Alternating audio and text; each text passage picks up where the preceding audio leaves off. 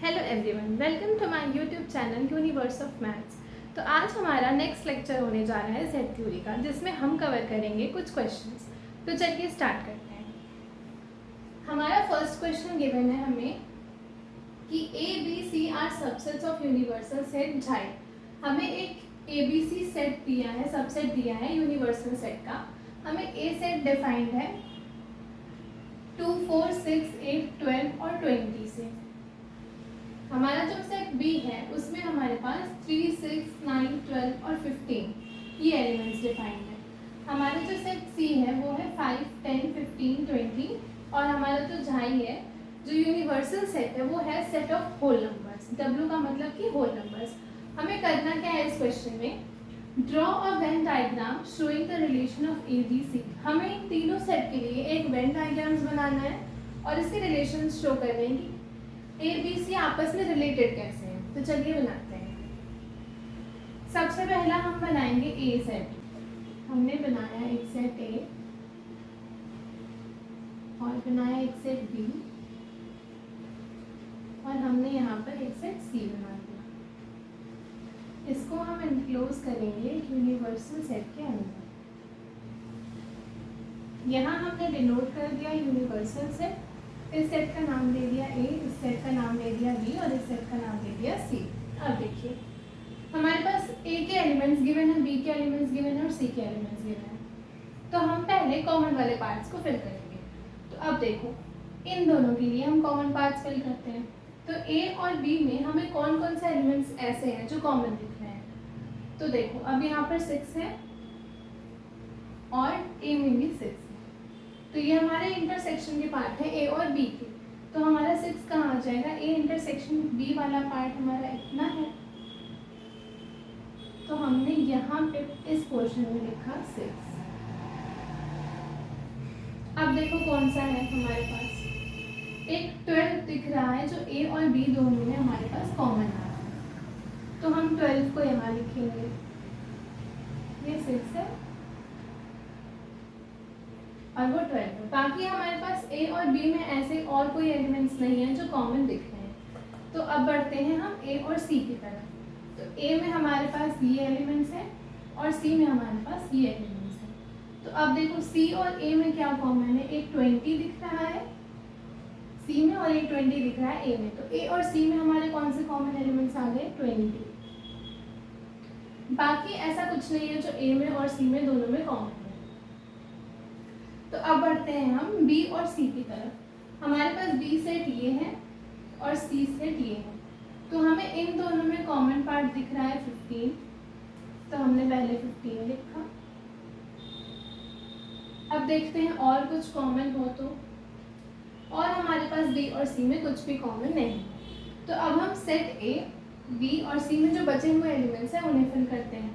तो हमारा 15 हो गया, 12 हो गया, 6 हो गया। बी में 3 और 9 बचा। तो हमने 3 यहाँ लिख दिया और 9 यहाँ लिख दिया। अब बी के सारे एलिमेंट्स कवर हो गए, देखते हैं। तो बी में इस सर्कल के अंदर क्या क्या आ रहा है हमारे पास, 3, 6, 9, 12 और 15।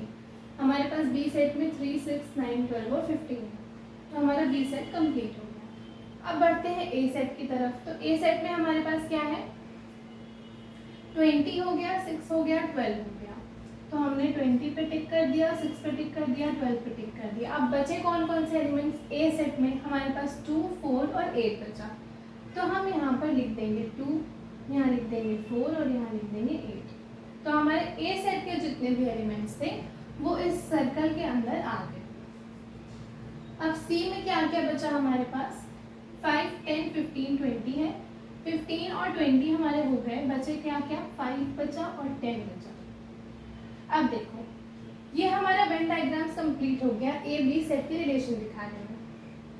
अब यहाँ पर आपने एक चीज नोटिस की होगी कि इतना पोर्शन मैंने खाली छोड़ा है। ये क्यों, ये पोर्शन क्या हमें बता रहा है, ये पोर्शन हमें रिप्रेजेंट कर रहा है A intersection B intersection C को। लेकिन हमारे पास इस तीनों सेट जो डिफाइंड है इसमें ऐसा कोई भी एलिमेंट नहीं आ रहा जो तीनों सेट में बिलोंग करे। इसलिए हमने इतने पार्ट को खाली छोड़ दिया और 6 12 को उसके ऊपर लिखा, क्योंकि वो A इंटरसेक्शन B का पार्ट है और ये A intersection B intersection C का पार्ट है, तो इसलिए हमने इतने पार्ट को खाली छोड़ दिया। तो ये हमारा फर्स्ट पार्ट का आंसर हो गया। अब चलिए बढ़ते हैं सेकेंड पार्ट की तरफ। तो मैं फर्स्ट पार्ट रब कर देती हूँ। अब देखते हैं बी पार्ट क्या बोल रहे हैं हमें।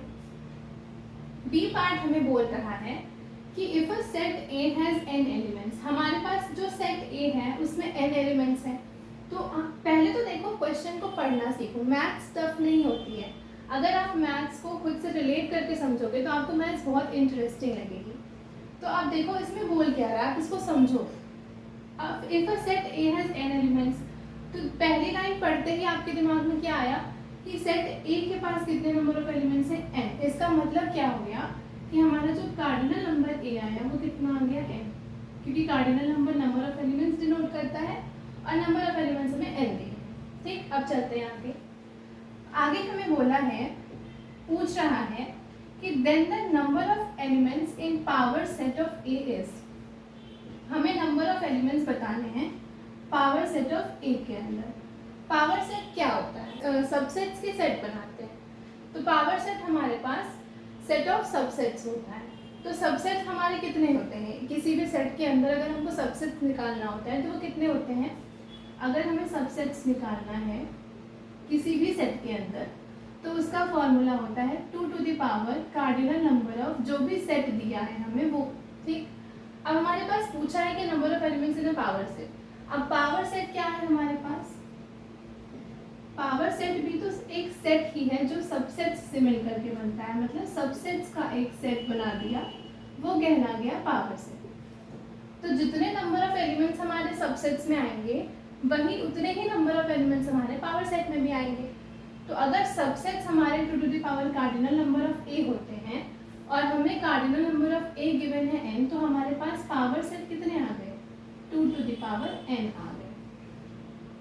अब हमारा ऑप्शन दिया है n जो कि नहीं है, 2 टू द पावर n दिया है, थर्ड ऑप्शन दिया है n स्क्वायर और फोर्थ दिया है नन ऑफ दीज। हमारे पास आंसर कितना आ रहा है 2 टू द पावर n, तो हमने यहाँ पर टिक कर दिया 2 टू द पावर n को। ये हमारा सेकेंड पार्ट का आंसर हो गया।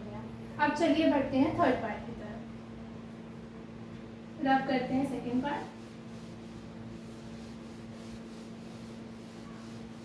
अब थर्ड पार्ट हमारा क्या कह रहा है, ये S है।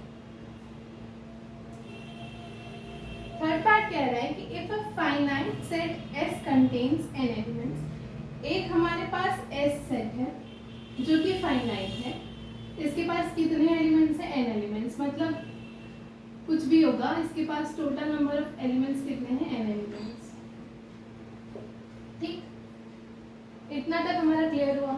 फिर बोल रहा है कि number of non empty proper subsets of S, हमें S के नॉन एम्प्टी प्रॉपर सबसेट्स बताने हैं। तो प्रॉपर सबसेट्स क्या होता है, अगर कोई सेट हमारे पास S है और हमें इसके नॉन एम्प्टी प्रॉपर सबसेट्स बताने हैं, तो प्रॉपर सबसेट्स का मतलब कि अगर हमारे पास कोई A सबसेट A है प्रॉपर सबसेट S का, तो इसका मतलब प्रॉपर सबसेट हम ऐसे डिनोट करते हैं और यहाँ इक्वल नहीं लगाते। इसका मतलब A सेट S सेट के इक्वल नहीं है। प्रॉपर सबसेट तभी होता है जब इन दोनों में इक्वालिटी नहीं हो।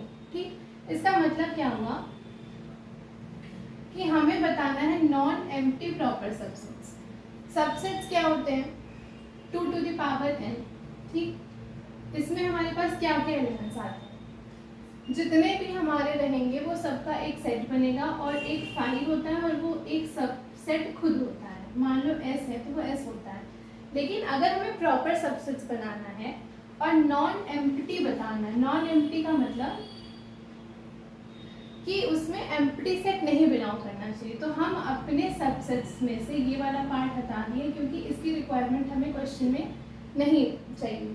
अब हमें क्या बोला है, प्रॉपर सबसेट्स। प्रॉपर सबसेट्स का मतलब कि हम इस सेट को नहीं इंक्लूड कर सकते क्योंकि हमें प्रॉपर सबसेट्स बताना है, प्रॉपर सबसेट में इक्वल नहीं होता। तो इसका मतलब क्या हो गया, टोटल नंबर ऑफ एलिमेंट्स अगर सबसेट्स के पास 2 टू द पावर n होते हैं तो हम इसमें से दो चीज़ें निकाल देंगे। क्वेश्चन के हिसाब से नॉन एम्प्टी प्रॉपर सबसेट चाहिए, तो पहला तो हमने एम्प्टी सेट निकाल दिया और दूसरा हमने वो सेट खुद निकाल दिया। तो जब दो सेट्स निकल गए तो हमारे पास -2 हो जाएगा यहाँ पे।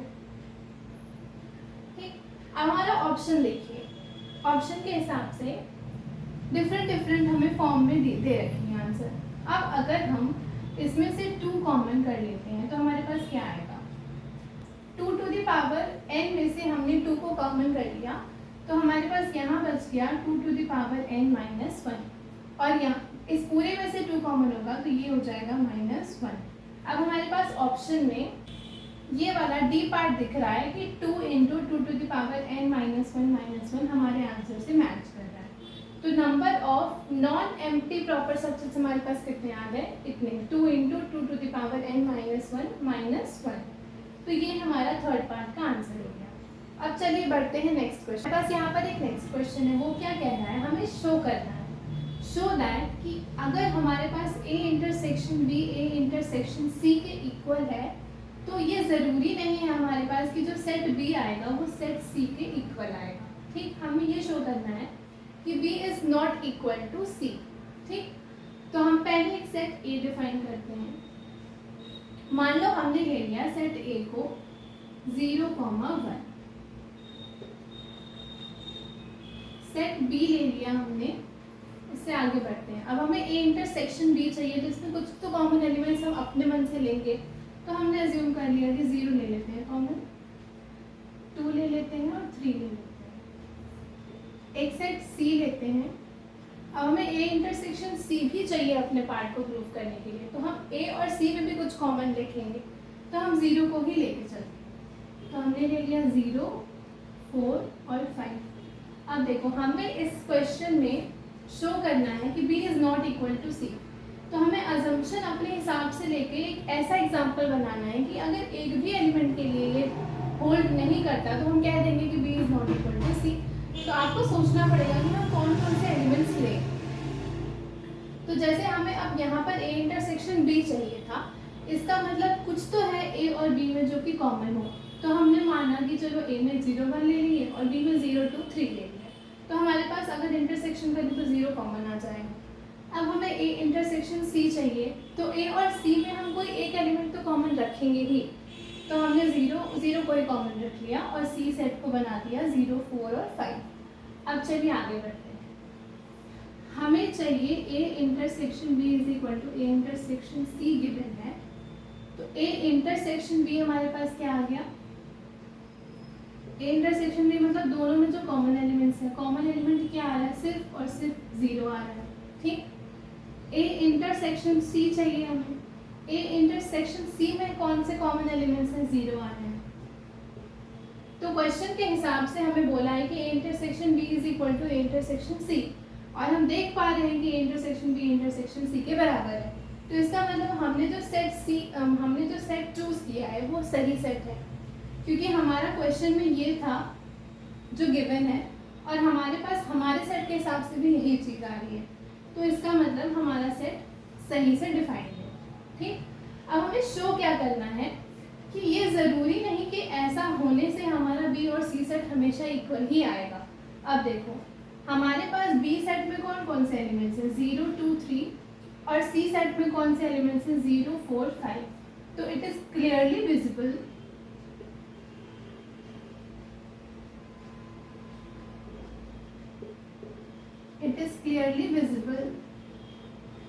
from B and C that set B is not equal to set C, क्योंकि यहाँ पर हमारे पास 0 तो है कॉमन में, बट 2, 3 सेट B के अंदर आ रहा है और सेट C के अंदर 2, 3 आ ही नहीं रहा है, सेट C के अंदर 4, 5 आ रहा है जो कि सेट B के अंदर नहीं आ रहा है।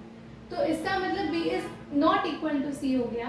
तो हमने ये शो कर दिया कि ऐसा होने से ज़रूरी नहीं है कि हमारा B और C सेट इक्वल आए, ऐसा होने से ज़रूरी नहीं कि हमारा सेट B और सेट C इक्वल आ रहा है। तो ये छोटा सा क्वेश्चन था जिसमें हमें सेट्स को खुद से लेना था, कुछ इस तरीके से सेट्स को डिफाइन करना था कि ये जो कॉमन एलिमेंट्स आए A B के और A C के वो दोनों इक्वल आए। तो हमने अपने मन से चूज़ करा सेट को, A को लिया 0, 1, B को लिया 0, 2, 3 और C को लिया 0, 4, 5। तो इस हिसाब से हमारा जो क्वेश्चन है वो प्रूव्ड हो जाता है। ठीक, अब बढ़ते हैं नेक्स्ट क्वेश्चन की तरफ। अब ये है हमारे पास नेक्स्ट क्वेश्चन जो कि इंटरवल्स पे बेस्ड है। अब देखो ऐसे क्वेश्चन को कैसे सॉल्व करेंगे। एक क्वेश्चन देख लो आप, हमें गिवन है सेट ए कहाँ से कहाँ तक डिफाइंड है, ओपन इंटरवल -3 से क्लोज इंटरवल 2 के बीच में डिफाइंड है, ठीक। और सेट बी हमें डिफाइंड है ओपन इंटरवल -1 से क्लोज इंटरवल 5 तक। हमें बताना क्या है, इस सेट के लिए ए इंटरसेक्शन बी बताना है, ए यूनियन बी बताना है, ए माइनस बी बताना है और बी माइनस ए बताना है। तो अब ये इंटरवल पे क्वेश्चन है, तो इंटरवल्स को सॉल्व करने के लिए हमें नंबर लाइंस पे जाना होगा। तो पहले ए के लिए हम नंबर लाइन बनाते हैं। अब देखो, अब हमने सेट ए के लिए एक नंबर लाइन बनाया,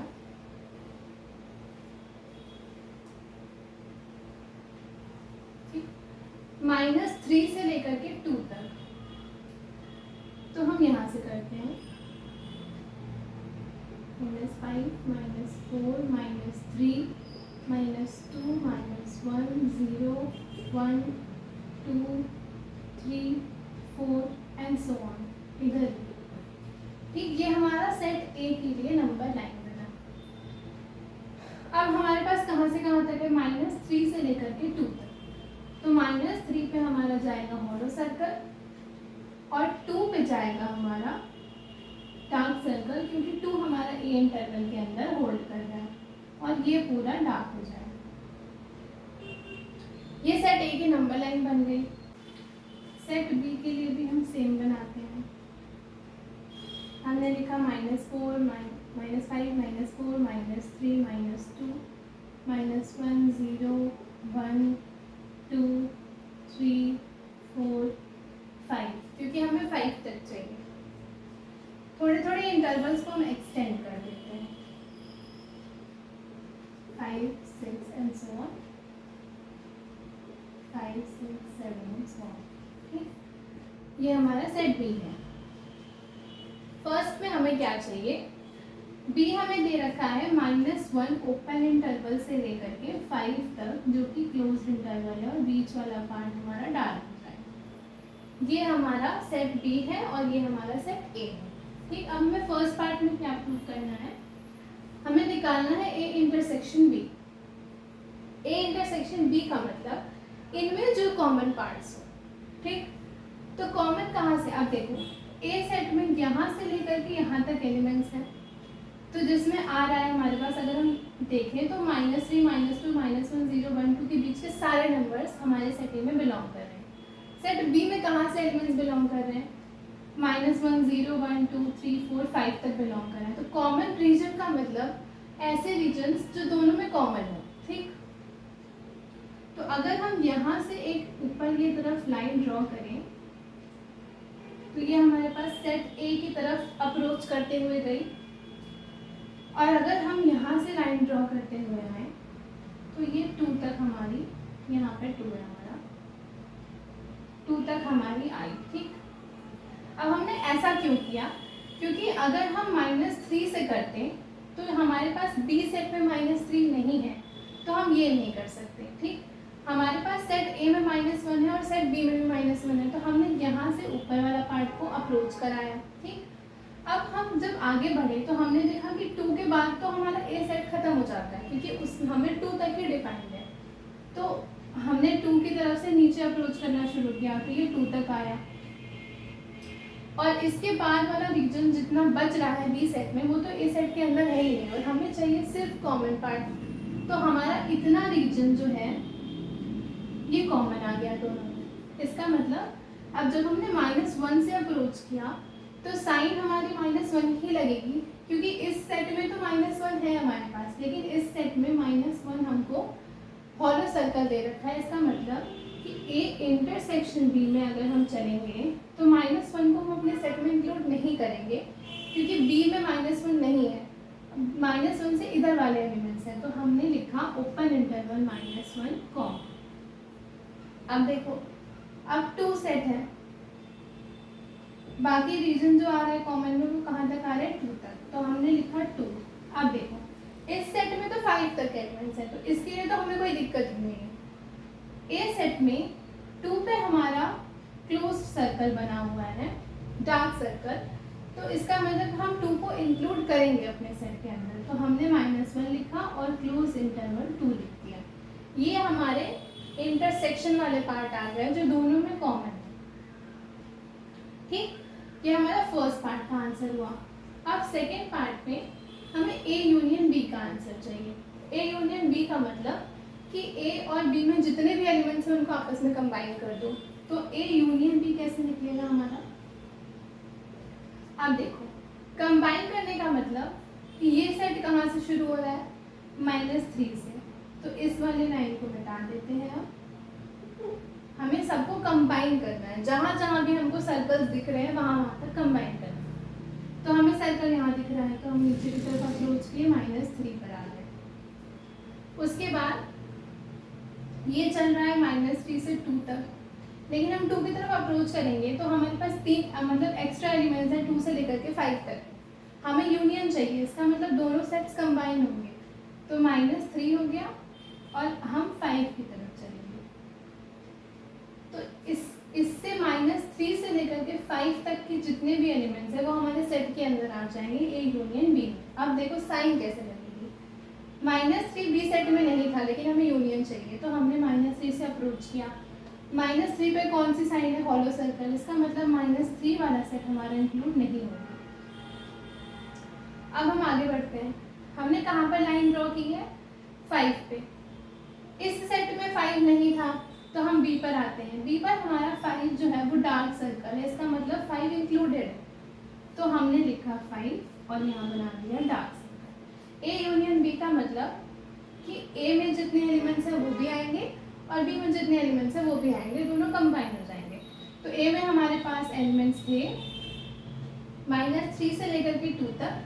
-3 से लेकर के 2 तो इसके बीच में आएगा ही, और B में हमारे पास थे -1 से लेकर के 5 तक। तो -1 से लेकर के 5 भी इसके अंदर आया। तो ये हमारा A यूनियन B हो गया और ये हमारा इंटरसेक्शन B हो गया। अब हमारा थर्ड पार्ट क्या कह रहा है? A माइनस B निकालना है हमें इससे। A माइनस B का मतलब कि ऐसे एलिमेंट्स जो सिर्फ और सिर्फ A में हो। अब A माइनस B को देखते हैं, यहाँ पर लिखते चलते -1, 2 -3, 5। अब A माइनस B का मतलब ऐसे एलिमेंट्स जो सिर्फ और सिर्फ A में हो। तो देखो हमारा सेट B कहाँ से डिफाइंड है? -1 से डिफाइंड है। कहाँ तक डिफाइंड है? 5 तक डिफाइंड है। तो ऐसे एलिमेंट्स जो सिर्फ और सिर्फ A में हो वो कितने आए हमारे पास? A का तो हमारे पास -3 से लेकर के 2 तक ही डिफाइंड है, जिसमें हमारा B इतना पार्ट तो ले गया, क्योंकि B के अंदर वो चीज़ें आ रही हैं तो हम A में वो चीज़ें नहीं ले सकते क्योंकि हमें A माइनस B लेना है। तो बचे कौन कौन से पार्ट? हमारे पास आया -3 से लेकर के -1 वाला पार्ट इतना है जो B में नहीं है, सिर्फ और सिर्फ A में है। तो हमने लिखा, अब -3 पर हमारा हॉलो सर्कल है तो -3 हमारा इंक्लूड नहीं होगा, तो हमने लिखा -3, अब -1 भी हमारा हॉलो है और जो सिर्फ A में चाहिए तो हमने लिख दिया -1। अब हम यहाँ पर क्या लगाएंगे? डार्क सर्कल लगाएंगे। डार्क हमने क्लोज इंटरवल क्यों लगाया? क्योंकि देखो इसका रीजन, -1 हमारा B में बिलोंग नहीं कर रहा क्योंकि हॉलो सर्कल है। तो हमें A माइनस B में ऐसे एलिमेंट्स चाहिए जो सिर्फ और सिर्फ A में बिलोंग कर रहे हैं। तो जब -1 B में बिलोंग नहीं कर रहा, इसका मतलब कि -1 हमारा A माइनस B के अंदर बिलोंग करेगा। तो इसलिए हमें -1 को क्लोज इंटरवल करना पड़ेगा अपने सोल्यूशन के अंदर। तो हमारा A माइनस B का कितना आ गया? -3, -1। अब हम इसको भी रब करते हैं। आप सबके लिए अलग अलग बनाना और अलग अलग अपने तरीके से देखना, ऐसे अप्रोच कर करके आपको समझ आएंगे क्वेश्चंस। अब देखो हमें निकालना है B minus A। B minus A का मतलब ऐसे एलिमेंट्स जो सिर्फ और सिर्फ B में, हमें चाहिए B माइनस A। तो ऐसे एलिमेंट्स जो सिर्फ और सिर्फ B में हो। सिर्फ और सिर्फ B का मतलब, अब देखो A हमारा -3 से शुरू हो रहा है और 2 तक जा रहा है। ठीक, इसका मतलब कि हमारा -3 से लेकर के -1 वाला पार्ट तो बी में है ही नहीं, तो इसकी बात ही नहीं करनी है। अब -1 से लेकर के 2 तक का जितना पार्ट है वो तो हमारा ए ले गया हमारे पास, तो ये तो बचा ही नहीं इतना पार्ट, क्योंकि ए में भी है वो, और हमें चाहिए ऐसे एलिमेंट जो सिर्फ और सिर्फ बी में हो। तो इसका मतलब हम इतने पार्ट को नहीं ले सकते। अब बचा क्या हमारे पास, 2 से लेकर के 5 तक का जितना पार्ट है वो सिर्फ और सिर्फ बी का है, तो हमने लिखा 2,5। ठीक, 5 पर देखो डार्क सर्कल है, तो हमने लगा दिया 5 पर डार्क। अब बात रही 2 की। अब देखो हमने 2 यहाँ पर ए सेट के अंदर आ रहा है, इसका मतलब कि 2 हमारा ए सेट में बिलोंग कर रहा है, तो 2 हमारा b माइनस ए में बिलोंग नहीं करेगा, क्योंकि जो चीज़ ए में बिलोंग करेगी b माइनस ए में हमें सिर्फ वही एलिमेंट्स चाहिए जो b में बिलोंग कर रहे हैं। तो अगर यहाँ पर डार्क सर्कल था तो b माइनस ए निकालने के लिए हमें 2 को छोड़ना पड़ेगा, 2 से बड़े एलिमेंट्स और 5 तक के एलिमेंट्स को लेना है। इसका मतलब हमने यहाँ पर ओपन इंटरवल लगा दिया 2,5, तो b माइनस ए का आंसर आ गया हमारे पास 2,5 क्लोज इंटरवल। ये हमारे क्वेश्चन का आंसर है, आप इसे नोट कर लो और इसे एक बार अपने से खुद से ट्राई करना। अब हमारे पास यहाँ पर एक और क्वेश्चन है। क्वेश्चन क्या है, हमें एक सेट ए डिफाइंड है जिसमें एलिमेंट्स क्या क्या हैं, 1, 2, सेट ऑफ 3, 4 एंड 5। ये हमारे पास ए सेट के अंदर एलिमेंट्स हैं। हमें इन पार्ट्स में से बताना है कि कौन कौन से पार्ट ऐसे हैं जो इनकरेक्ट हैं, और उसका रीजन भी देना है कि वो इनकरेक्ट क्यों है। तो चलिए फर्स्ट पार्ट से स्टार्ट करते हैं। फर्स्ट पार्ट हमारा कह रहा है कि हमारा जो सेट 3, 4 है वो एक प्रॉपर सबसेट है ए का, तो ये हमारे पास एक इनकरेक्ट स्टेटमेंट है। अब आप कहोगे कि इनकरेक्ट क्यों है, 3, 4 तो हमें ए सेट में दिख रहा है, तो ये प्रॉपर सबसेट क्यों नहीं हुआ। अब देखो रीजन समझते हैं।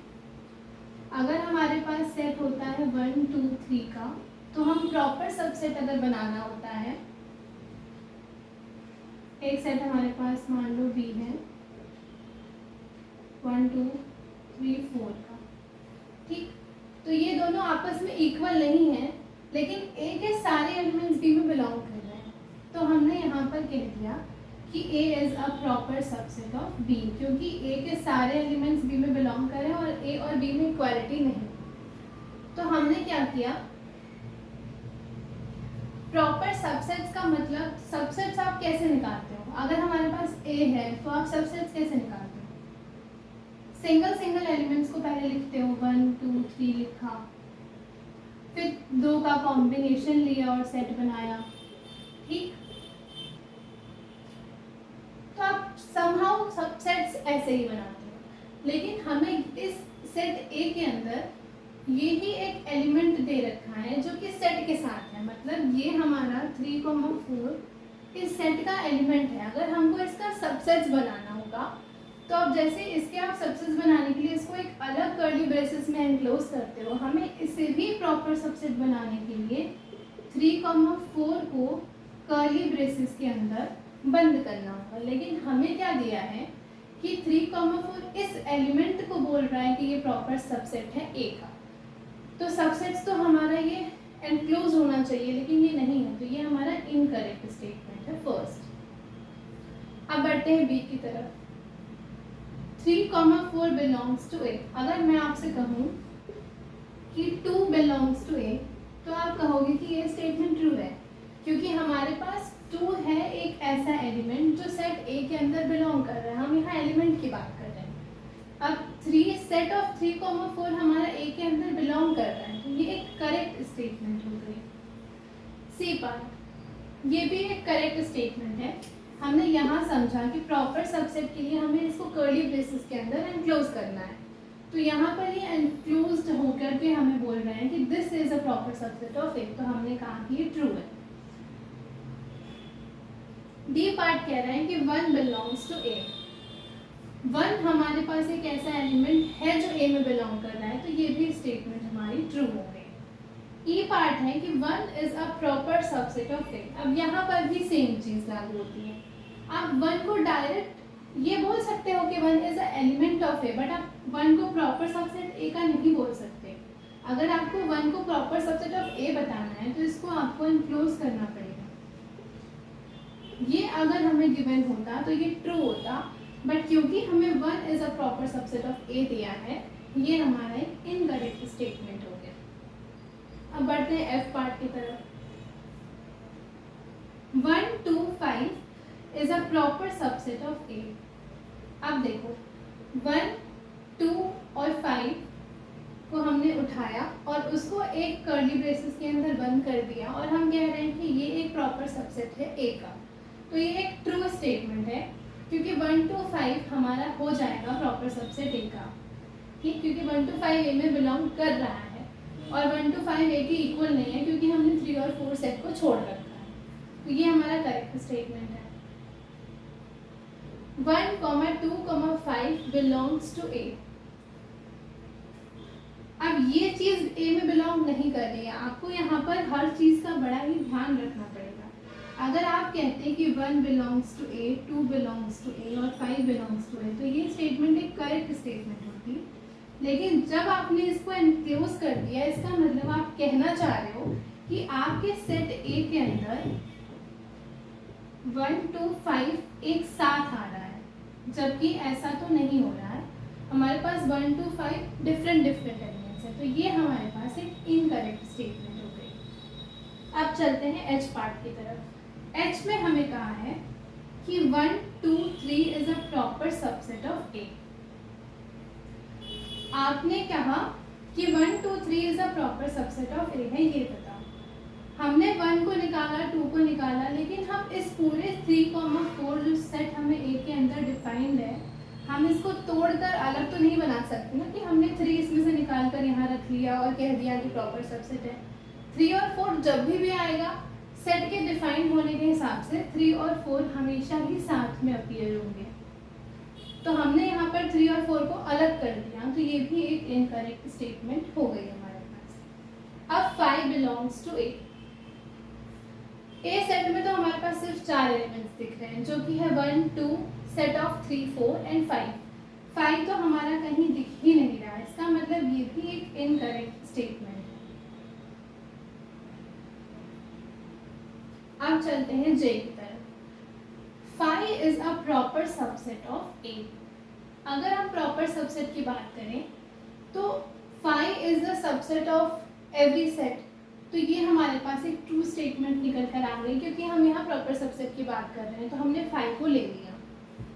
के पार्ट में इसने एनक्लोज कर दिया है 5 को कि 5 इज अ प्रॉपर सब, मतलब इसने एक एलिमेंट बना दिया है और उसे कह रहा है कि ये प्रॉपर सबसेट है ए का। तो ये हमारे पास एक इनकरेक्ट स्टेटमेंट हो गया। तो ये था हमारा आज का क्वेश्चन। तो आज के लिए इतना ही। अगर आपको वीडियो पसंद आई हो तो please do like, share and subscribe.